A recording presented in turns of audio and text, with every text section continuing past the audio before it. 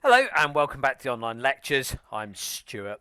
So in this little section we're going to take a look at the general ledger. Remember, with the general ledger, often referred to as the nominal ledger or sometimes even the main ledger. And particularly within that, we're looking at how do transactions get into the general ledger. And the crucial thing there is that the way we get entries into this general ledger, remember, is that we use the double entry bookkeeping system. Okay, so this is the debits and the credits that you have seen before. Okay, and it's just a reminder of those. Okay, now obviously when we look at debits and credits, okay, that is, yeah, it's like the lifeblood of accountancy. It is the language that underpins effectively everything we do. So hugely important, and something that you should and need to be familiar with for this unit, and indeed pretty much every unit you're going to do. You're always going to have debits and credits to be dealing with and contending with. Okay, so really important the stuff, and really important that you're kind of sort of happy and familiar with it. Okay, so as a reminder in here, okay, remember our mnemonic here, our dead click, okay? Yeah, so debits, and remember these things will all be used to increase these items, okay?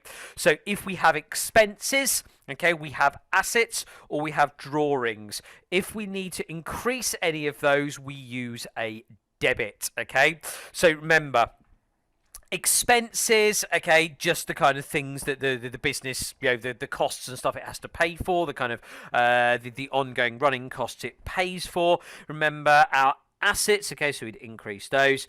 Yeah, so our assets, remember the things that we own, okay, so the items we own, so things like our land and buildings or our machinery, stuff like that. And then drawings, we increase those. Remember, that is essentially the money that the owners take out of the business, okay? So we're going to use a debit to increase any of those things, okay? Yeah, expense, asset, drawings. Now, credits, okay, and this is the click part, we use these to increase liabilities, okay? So remember the things that we owe as a business. So things we owe, liabilities, so things like a bank loan. If we took out a bank loan, we would owe that money back to the bank, okay? Or if it's a trade payable, we owe that money to a supplier. We use them to increase income, okay? So things like our sales, okay? So we would use it for that. So those items that generate an inflow for us, okay, so things like sales. And then finally, we use it to increase capital, okay? So remember, capital, that is the money that the owners put into the business, okay? Yeah, so it's the money that the owners put into the business, okay? So fine, so we can kind of pen out, haven't we? We've got assets and liabilities, okay? We've got the income and the expenses, we've got the drawings and the capitals, and they're kind of to relate to each other. Now remember, what you must have is you must always have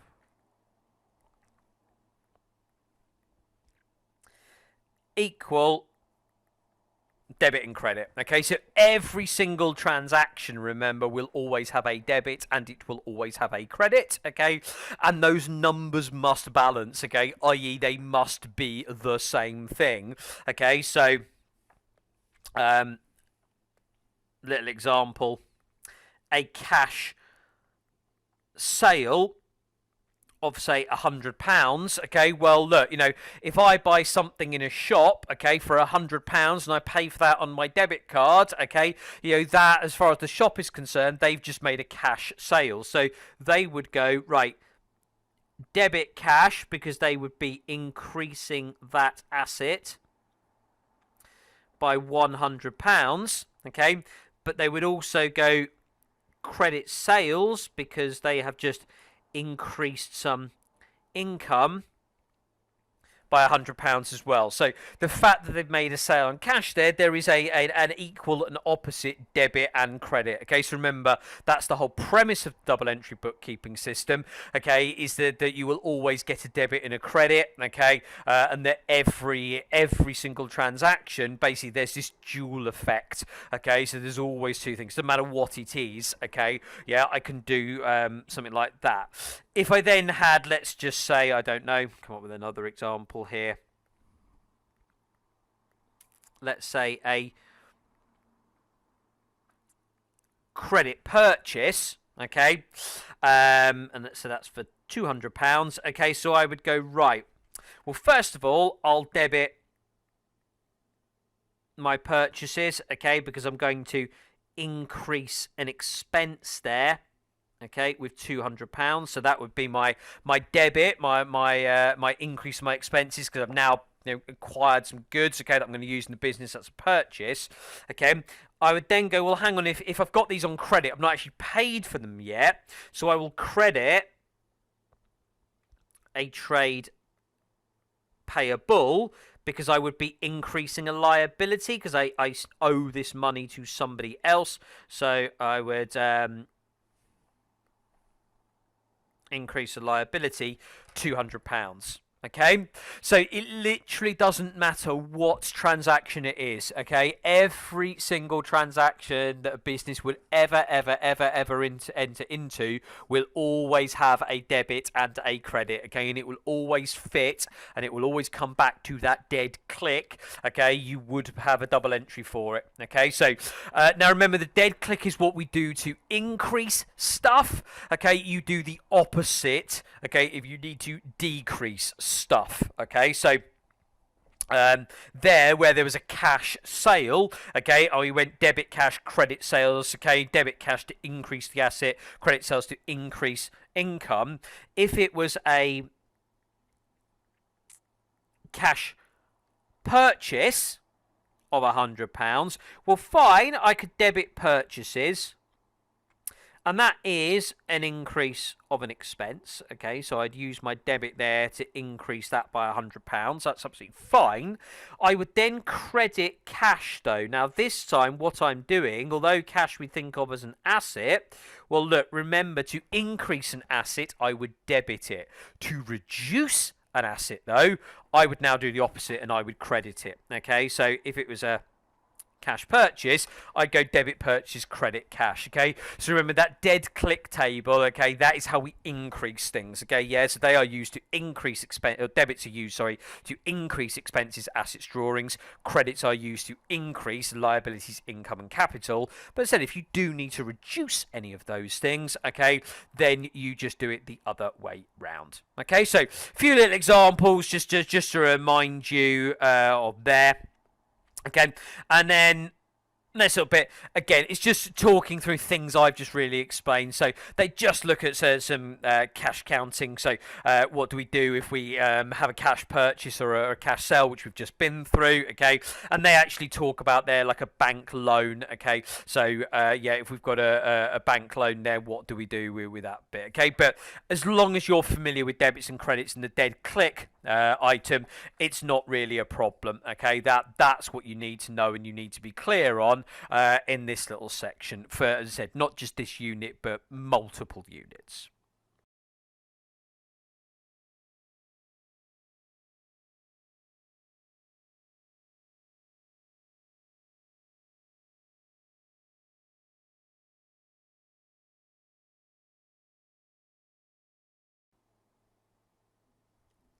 Hello and welcome to these online lectures. I'm Stuart. So in this section, we're looking at now balancing off these ledger accounts. Okay, now when we think about a ledger account, we often refer to it as a T account. Okay, why? Because it looks like a capital T. I'm afraid an accountant named it, so it was never going to be hugely imaginative, I'm afraid. Okay. And so the idea is that as you go through and do your double entries, okay, in the bit we've just seen, you do your debits and credits, you collect all the similar debits and credits together in the same place, okay? And so that collection would be in this T account here that you can see at the bottom. So this is a cash account, so I've got the name of the account there. So all my debits, okay, have gone onto this side. So remember, this will increase the cash asset because cash is an asset, so the debits will have increased it on that side. I'm then going to put all the credit entries on this side, so these are all the things that will have reduced that cash asset on this side, okay? And if you look at what we've then got, you start to see how this works. Okay, so what's basically happened, and we follow this through the period, okay, is we'd say, well, look, transaction number one, there's obviously some form of cash receipt, so we've had £100 come into our bank account, so we would have gone debit cash with that £100. Okay, now the second thing that's then gone and happened is that we've made some payment, okay, and so we've gone credit cash as we've paid money out of the bank account, and we've reduced that down by £60. Okay, so they are the transactions that would have been recorded at the previous step. Okay, so when we've done the debits and the credits, that's what's happened. Now, when we get to the end of the period, this is how we now do the balancing off, okay? And this is the step 1, 2, 3, okay, that is just listed above there. And the first thing I go and do is I basically have a look, okay, and go, right, well, which side has got the greater figure on it? So looking at the entries I've made, the ones I've got highlighted in green here, okay, which is bigger? Is it the receipt of £100 or is it the payment of £60? Okay, and so on that point, I can obviously go, well, yeah, clearly it's the receipt, okay? That receipt of £100 is bigger, okay? Yeah, and so that's bigger, so that is where I will now put in the total. Okay, so both sides of this T account should total £100. And actually, I can just put in some little total balances there, okay, yeah, so it should come to £100. Now, if I then look at what is sitting highlighted on the debit side, it's fine, it adds up, because I have this figure of 100 here, okay. Does that total £100? Yes, it does, okay, so that side totals 100. I'm happy with that.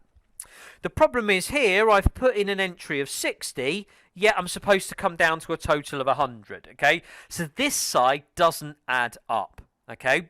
So what you do, and this is the step 2 above, step 2, what I'm now going to need to do is put in the missing figure, okay? So that is literally the balancing figure. What number do I need to shove in there to make that side add up to 100, okay? And obviously I need to put in £40 there, okay? So that 60 plus 40 will now come to £100, okay? So that is the kind of the balance that we're going to put in, okay? Now the idea is that is the balance we are going to carry down to the next period. Because if we just think about this logically, it's like we had £100 come into our bank account and we paid £60 out of it. How much money do I have left? Well, if I received 100 and I paid out 60, I should have £40 left in my bank account. And that's what the balance carried down figure is telling me. Is it's basically saying, look, to carry down to the next period, you have £40. Okay, and so that's my sort of my step 2 is to get that balance. Step 3 is then, right, what does that mean at the start of next period, okay, over the start of next year, what's the balance that is being brought down? Okay, well, look, I'm not opening my account, I don't have zero in my bank account, I'm not starting with an opening figure of no money, because in the last period, I received 100 and I paid out 60, so I still had £40 left, okay? So we're going to start the next period with this balance brought down, i.e. we already have this £40 sat there waiting for us, okay? So that is how we go and deal with balancing off, you know, ledger accounts or T accounts when we get to the end of a period, okay? So it's, we will have put all the transactions in via debits and credits, okay? Which the figures there in green, okay? At the end of the period, look which side is bigger, total it up, which is the figures there in turquoise, shove in your missing balancing figure, okay, which is that balance carried down in orange, and then that will become your balance brought down at the start of the next period of the £40. Okay, so that's how we balance off then a ledger account. Now, what we'll do, remember, okay, that was looking at the cash T account or cash ledger account. Everything, okay, will have its own separate T account. So there'll be one for like my motor vehicles, one for my receivables, one for my cash as we've just seen, one for payables, one for sales, one for purchase, one for insurance, one for rent, one, you know, so on and so forth, okay? And so what we basically do at the end of a period, once we've balanced off all those T accounts and we've got all these balancing figures, okay, and we know, so all the figures we needed here, all these figures that we needed to balance off all the T accounts for, What we're going to do is we're just going to take them and list all of those out as a trial balance, okay? And so that's what it talks about here, is the trial balance lists the balances on all the general ledger accounts, okay? And so we're just going to pull them out and go, right, okay, and transfer them onto this trial balance. All it's going to do is basically turn around and go, right, does that now work? Okay, yeah, does this work? Do all the debits match all the credits? If individually on every single transaction we have to post a debit and a credit that are equal, if I take total debits and total credits, they should now balance, okay? So really this trial balance checks total debits and total credits. Make sure you've not done anything wrong. Now, these days on a computer system, realistically, the trial balance will always balance, okay, because the way computers are programmed, it's just impossible to put in double entries where the debits and credits don't match. They won't allow it to happen. It brings up an error message. It just won't post it. It literally won't allow you to do it. But it said in a manual system, you could have debits and credits not matching.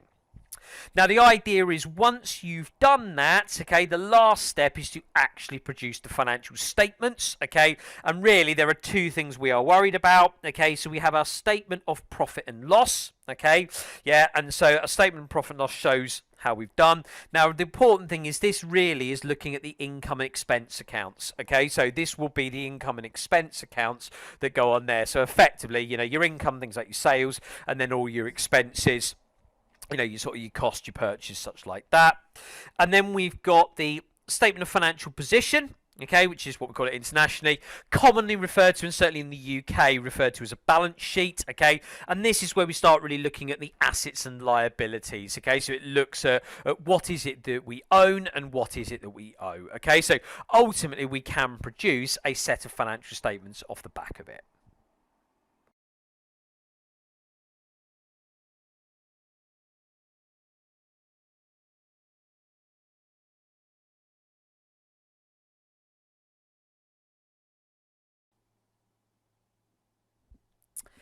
Hello and welcome to these online lectures. My name's Stuart. Okay, so in this chapter we're going to start looking at the trial balance, okay, and what this is and how this effectively starts to work, okay.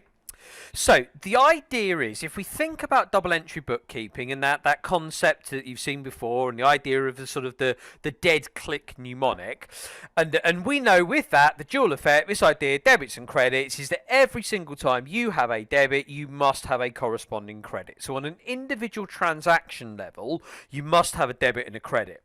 So if for every single individual transaction I must have an equal and opposite debit and credit, hopefully it therefore makes sense that if I scale that up and think about all the transactions overall, well, if each individual transaction, the debit and the credit must balance.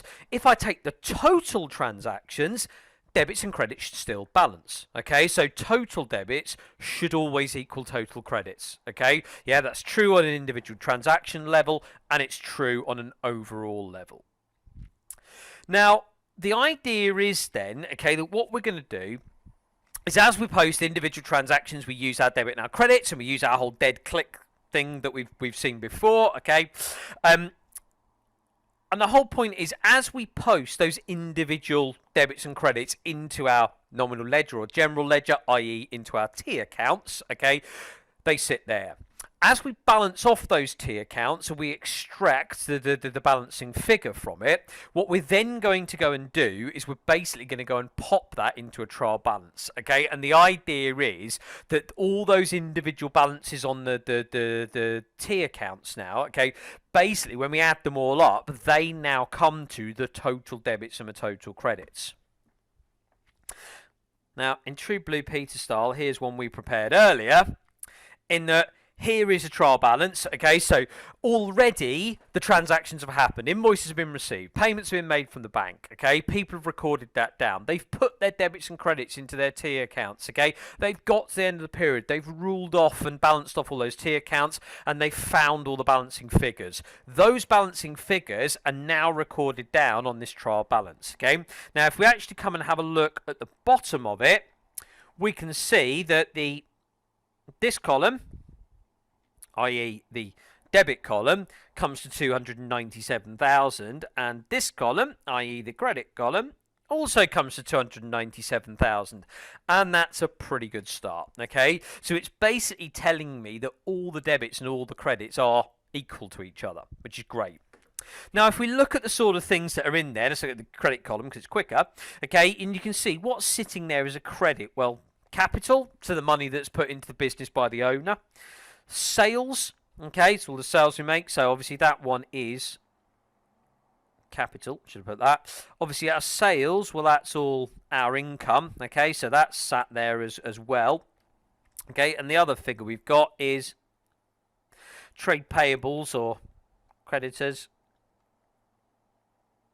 Okay, which is a liability. So we can see our credit balances do fit our click column of our dead click, haven't we? Because we've got capital, we've got income, we've got a liability. That's the sort of thing we've got. Now, if we then start looking here, we've got all the way down and at some of our debits now. So we've got bank, which is sitting as a debit. Well, if we think about that one, you know, that's an asset. We then have purchases, rent, salaries, electric, telephone, okay? So all those things in there. And they're all a whole bunch of expenses, okay? And we then have sort of machinery, furniture, inventory, or stock and trade receivables, okay? So we've got another bunch of assets. And then finally, at the bottom there, we've got drawings, which, you know, on our dead click above, okay, are drawings. Okay, so you can see that this whole dead click does work. We've got in our debit column there, we've got our expenses, we've got our assets, we've got our drawings. You can see in our credit column, we've got our liability, we've got our income, we've got our capital, okay? And actually, looking at the balance of all the debits and looking at the balance of all the credits, they do both come to 297,000. This, in accountancy land, makes me a very, very, very happy man, okay? And that basically tells me at this stage there's nothing obvious that we've done wrong. Okay, now that's not to say that we couldn't have made some other error and stuff like that, and we'll worry more about that later on, okay? But at this stage, it gives me pretty good comfort, okay, that we're probably in good shape in that the debits and the credits in total are matching each other, okay? So, first step. Now, see where there are a few things just to be worried about here. Well, not worried about, okay, but just to watch out for, okay? So balances to be careful about. First of all, the cash or the bank account. And the reason to watch out for that is it could be a debit or a credit. Debit balance, yeah, because you could have money in the bank, but it could be a credit balance.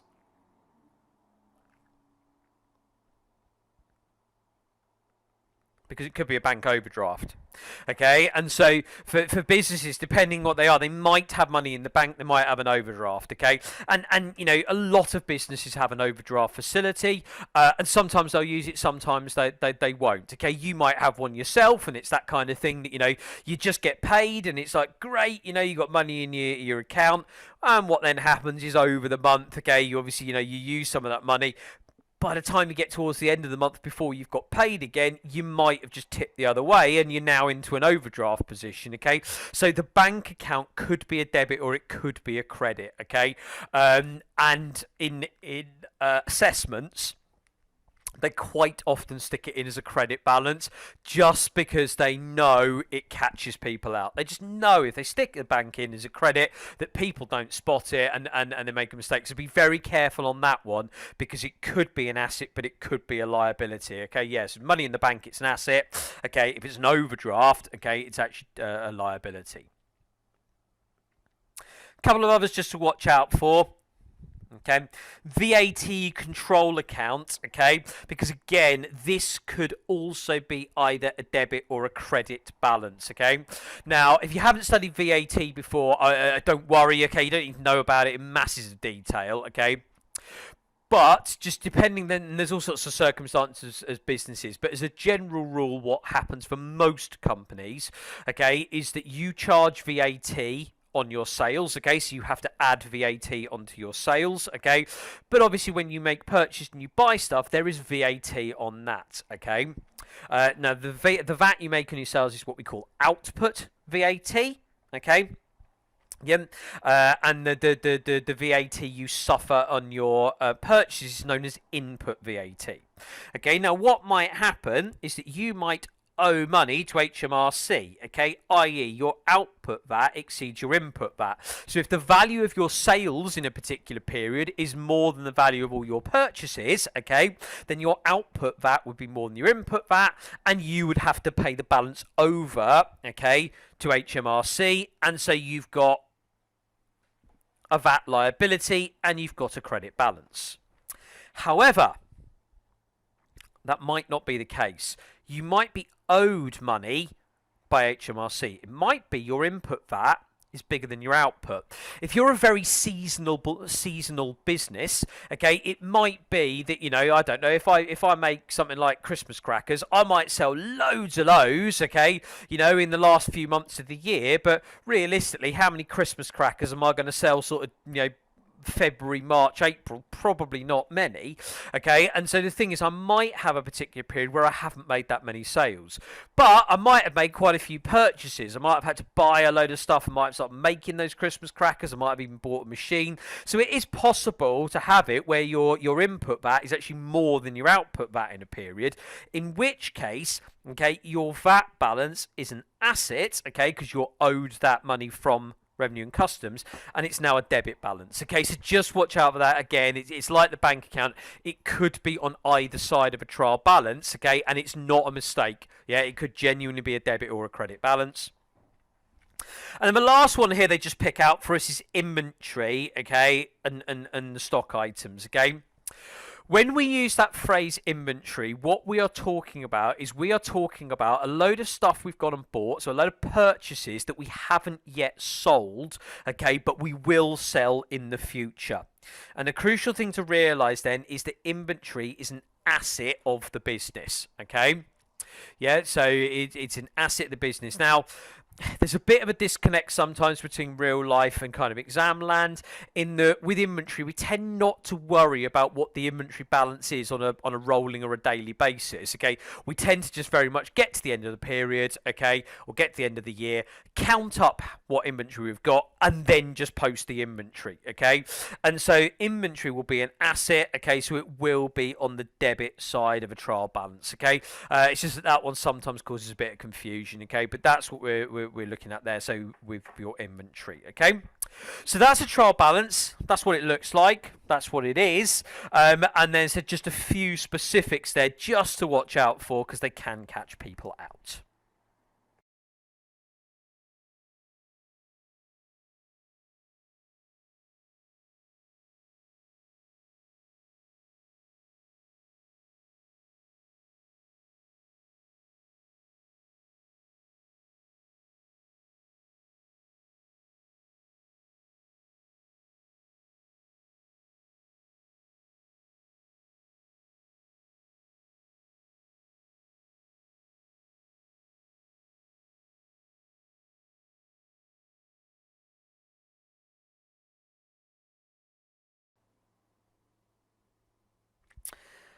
Okay, if we now move on to lecture example number 1, and it's going to get us to actually produce our own and draw our own trial balance here.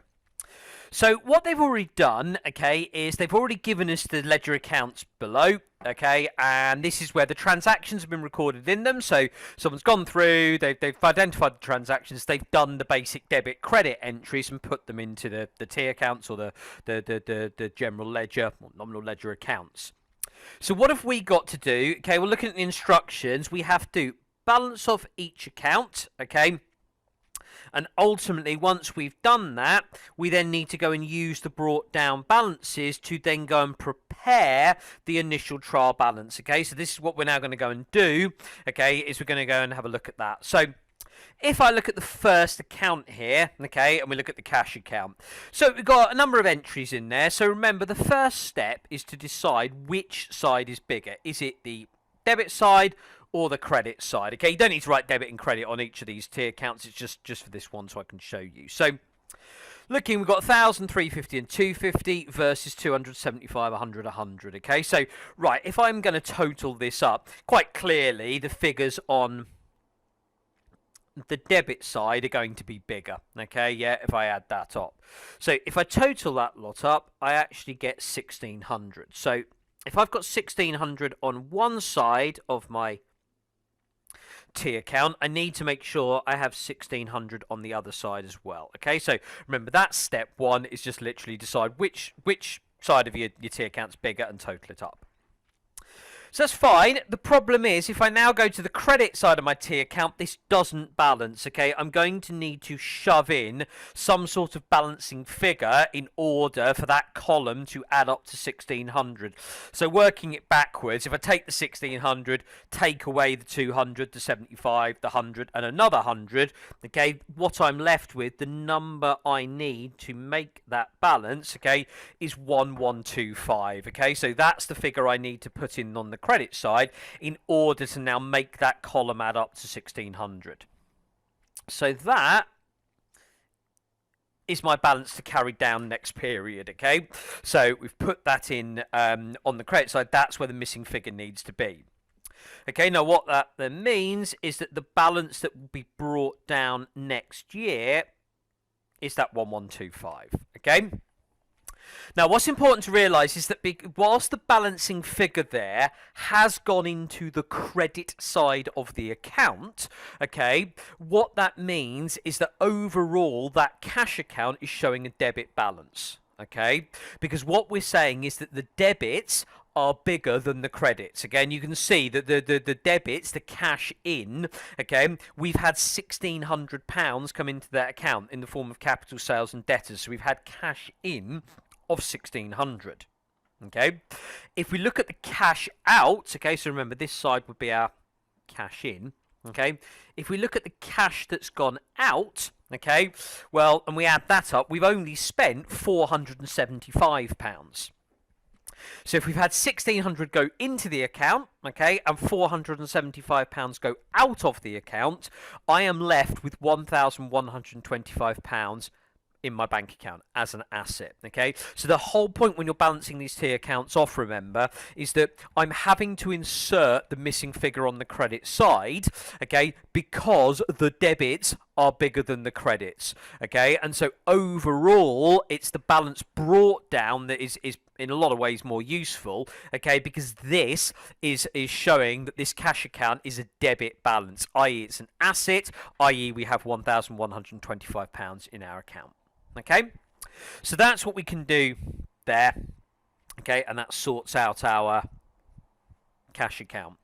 Now, just coming down to the capital, because there's only one entry in here, okay, yes, you can sort of total up and do balance account brought down. What's actually often a lot easier when you're just looking at a single entry is go, well, look, just underline it. Clearly, the other side needs to come to 1,000. Okay, it just has to. Okay, and so rather than sort of subtotaling 1,000, well, I already know it's 1,000. Okay, so I can just put the 1,000 in and go right.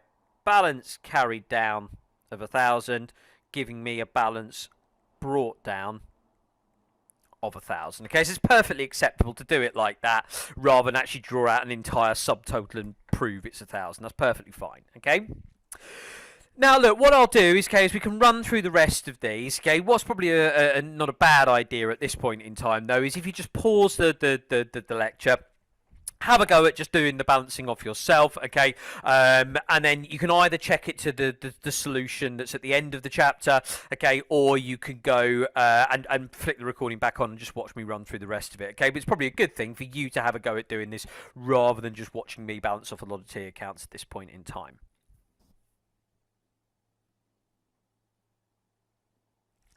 Okay, so if we do carry on, and it's just a case of literally adding this up. So if I look at now my purchases account, again, pretty obviously, debit side's bigger, so it's 320 is what we need, okay? Nothing in there at all, so therefore the balancing figure, the balance to carry down is that 320.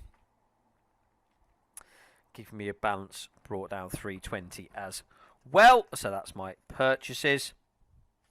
Coming over the page and the trade payables. So again, just looking at it, this time it's the credit side that's bigger, so that gives me 620 is what that's going to total. Obviously we do have an entry in there, so this time the missing figure, the balance to carry down, only £520, and therefore we've got a balance brought down on the credit side of 520.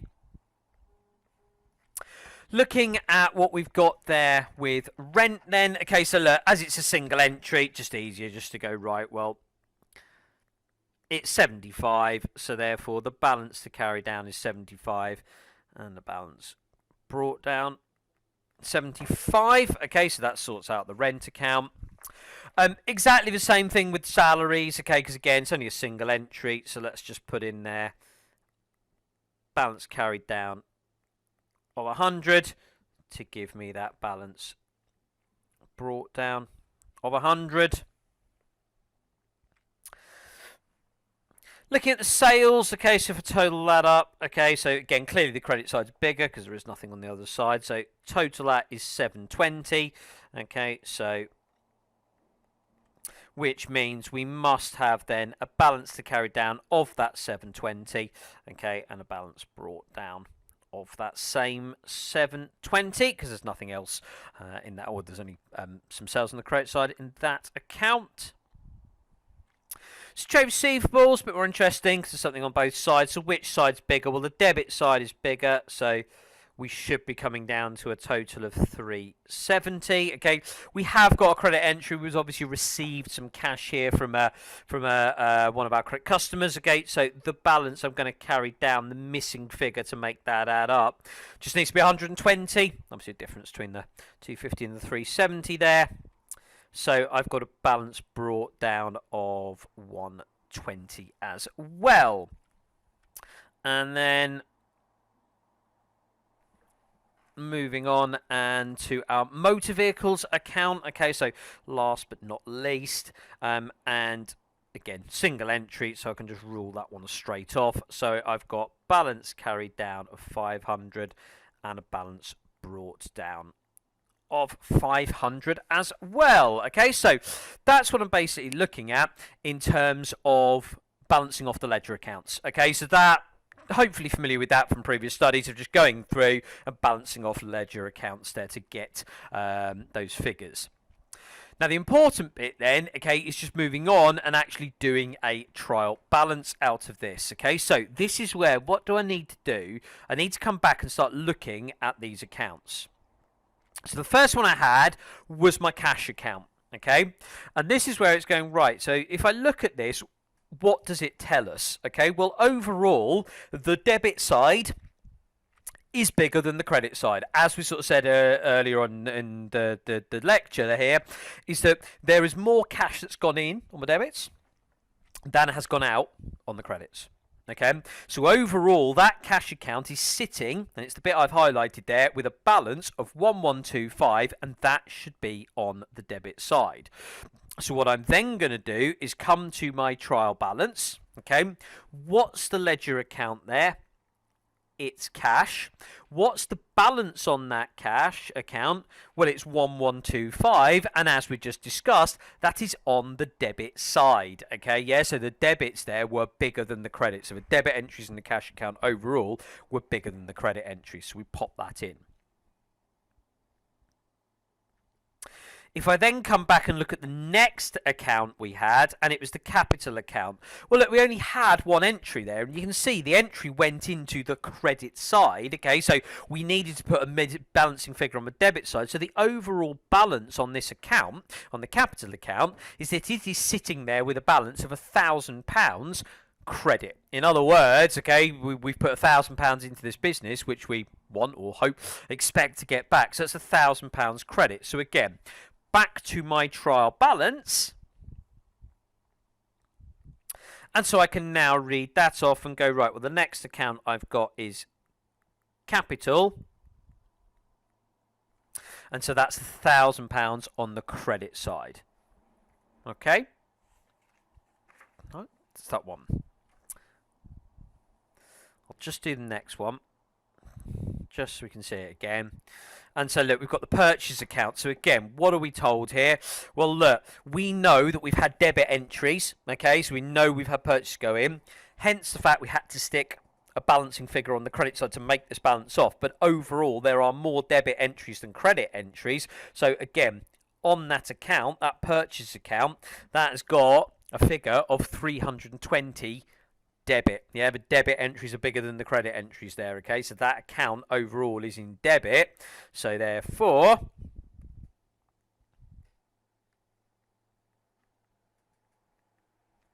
purchases, okay, this is the next account. It was £320 and that's in debit. Okay, so hopefully that gives you a good idea of what you expect to do. Again, what I'd suggest is you just pause at this point in time, have a go at filling in the rest of this trial balance yourself, okay, and then I'll just run through afterwards and you can just check you're right. Okay, so if we come in and read off now, okay, the next account we got was trade payables. I'm not going to keep flicking back to every T account now, otherwise if you're watching the screen, okay, you'll end up feeling seasick with me scrolling up and down. But looking at the trade payables account, there was a balance there of 520, okay, and that 520 was on the credit side. You know, the credit entries were bigger than the debit entries, so we'll put in trade payables of 520 credit, okay. Next, we had rent. Well, there was only a single entry there, and it was £75 on the debit side, okay, so you know, that account is 75 debit. Salaries, and again, it was a single entry of £100 on the debit side, so the balance on that account is £100 debit. The next account we had was sales. Now, there were a couple of entries here, but they were both on the credit side, okay? So, again, the credit here must be bigger than the debits, okay? So, the sales account was showing a balance of £720 credit. We then had trade receivables, which is a bit more interesting because we did have entries on both sides. Okay, so we had entries on both sides. But what did we end up with? Well, overall, the debit side was bigger than the credit side. So we've ended up with a balance of £120 debit. And last but not least, we had the motor vehicle account. Okay, single entry there, it was £500, it was on the debit side, so I would list that off as a £500 debit. Okay, now at this point in time, that is all the entries. I've extracted all the balances from my T account, so it's just a case of going, right, well, seeing, does this actually add up now? Well, if I add up that debit column, that debit column comes to 2240, okay? And if I then go and add up the credit column as well, that also comes to 2240, okay? And so that at this stage gives me comfort that yes, all the double entries we put into the T accounts and therefore the balances we've extracted from them, okay, seem to be correct. There's nothing obviously wrong at this stage because my total debits and my total credits do equal each other. And so there we go. That is how we would produce a trial balance, okay? And so you know, in the assessment you may well have to either use a trial balance, okay, or you may well have to produce a trial balance yourself from you know, T accounts, okay, and that is how we would go and do it.